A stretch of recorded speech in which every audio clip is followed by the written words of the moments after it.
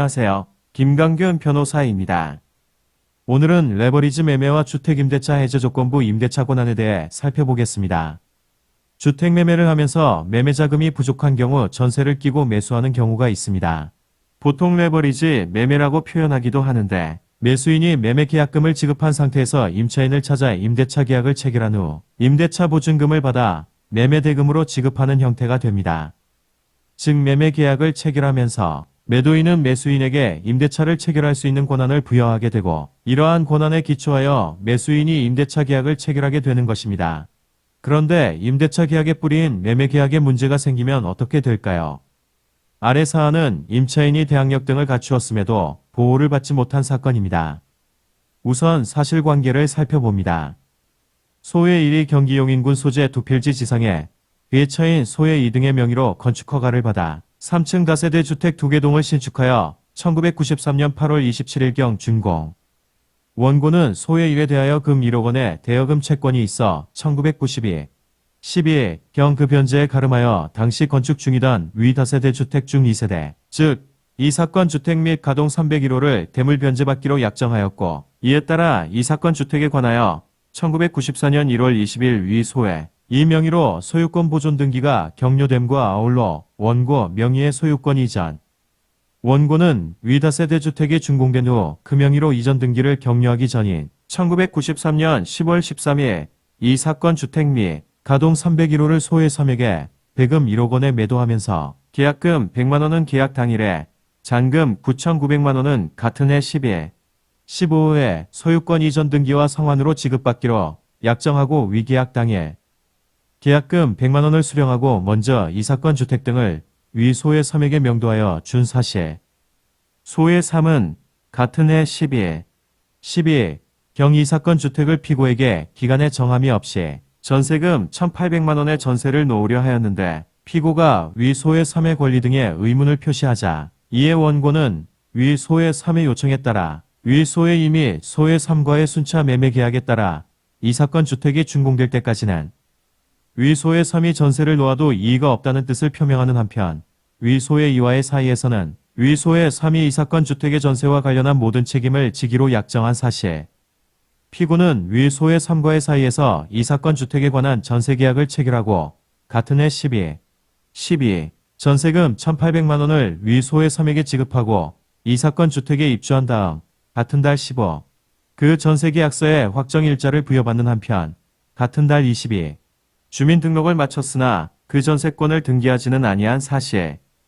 그 후 위 소의 3이 원고에게 위 매매전 대금을 지급하지 아니하므로 원고는 수차 그 지급을 최고하다가 같은 해 22경 위 소의 3에게 위 매매 계약을 해지하겠다는 뜻을 통지함과 아울러 피고에게는 이 사건 주택을 명도할 것을 요구하기에 이르른 사실. 원고는 1994년 7월 5일경 다시 위 소의 3에게 위 매매 계약에 따른 잔대금을 같은 달 15까지 지급하지 아니할 때에는 그 매매 계약이 자동 해제된다는 뜻을 통지한 사실.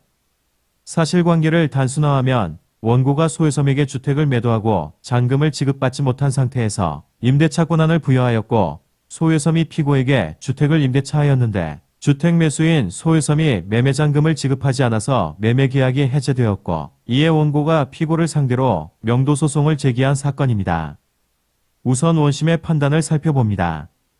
매수인인 위 소의 3이 그 매수 당시까지도 이 사건 주택이 미등기 건물이었던 관계로 그 명의로 소유권 이전 등기를 격려하지 못하였으나 원고가 위 소의 3에게 이 사건 주택을 전세 놓을 적법한 권한이 있음을 인정하였고 그에 따라 피고가 원고와 위 소의 3 사이에 매매 계약이 해제되기 이전의 매수인인 위 소의 3으로부터 이 사건 주택을 전세 얻어 입주하고 전세계약서에 확정일자를 부여받고 주민등록까지 마침으로써 주택임대차보호법에 대항 요건을 갖춘 이상 피고는 매도인인 원고와는 양립할 수 없는 지위에 놓이게 되었다고 할 것이어서 비록 원고가 그 이후에 위 소의 3과의 매매 계약을 해제하였다 하더라도 이로써 피고의 이 사건 주택에 관한 채권적 전세권을 부인할 수 없게 되었다고 할 것이며 따라서 피고는 그 전세권으로서 원고에게 대항할 수 있다고 할 것이므로 피고가 이 사건 주택을 권한 없이 점유하고 있음을 전제로 하는 원고의 명도 청구 및 부당이득 반환 청구는 이유 없다고 판단하였습니다.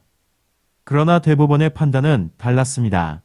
원고와 위 소유섬 사이의 매매계약에 부수하여 원고가 위 소유섬에게 이 사건 주택을 전세 놓을 권한을 부여한 것은 위 매매계약의 해제를 해제 조건으로 한 것이라고 보여지고, 이와 같이 원고로부터 해제 조건부로 전세 권한을 부여받은 위 이계준이 피고와 사이에 전세계약을 체결한 이 사건에 있어 원고와 위 소유섬 사이의 매매계약이 해제됨으로써 해제 조건이 성취되어 그때부터 위 소유섬 이 사건 주택을 전세 놓을 권한을 상실하게 되었다면, 피고는 전세계약을 체결할 권한이 없는 자와 사이에 전세계약을 체결한 임차인과 마찬가지로 원고에 대한 관계에서 이 사건 주택에 대한 사용수익권을 주장할 수 없게 되어 원고의 이 사건 명도 청구에 대항할 수도 없게 되었다고 할 것이다.